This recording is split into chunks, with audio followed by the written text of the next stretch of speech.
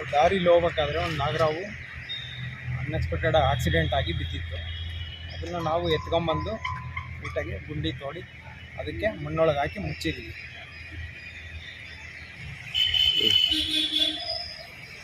ನಾವು ರಸ್ತೆಯಲ್ಲಿ ಹೋಗ್ಬೇಕಾದ್ರೆ ಒಂದು ನಾಗರಾವನ್ನ ಯಾರೋ ಹೊಡೆದಾಕಿದ್ರು, ಆಕ್ಸಿಡೆಂಟ್ ಆಗಿತ್ತೋ ಏನೋ ಗೊತ್ತಿಲ್ಲ ನಮಗೆ. ಬಟ್ ಅದನ್ನು ನೋಡಿ ನಾಗರಾವು ದೇವರ ಸಮಾನ, ನಾವು ಅದನ್ನು ಹಬ್ಬ ಮಾಡ್ತೀವಿ, ನಾಗಪ್ಪನ ಹಬ್ಬ ಅಂತೇಳಿ ಮಾಡ್ತೀವಿ.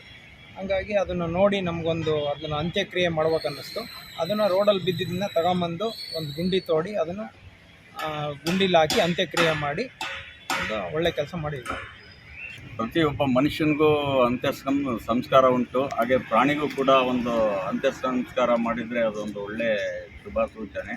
ಹಾಗಾಗಿ ನಾಗರಾವ್ಗೆ ಒಂದು ಅಂತ್ಯ ಸಂಸ್ಕಾರ ಮಾಡಿದ್ವಿ. ಅದನ್ನು ಒಂದು ಹಾಲು ತುಪ್ಪನ ನೈವೇದ್ಯ ಮಾಡಿ ಅದಕ್ಕೆ ಕರ್ಪೂರ ಹಚ್ಚಿ ಅದಕ್ಕೊಂದು ಅಂತ್ಯ ಸಂಸ್ಕಾರ ಮಾಡಿದ್ವಿ ಸರ್.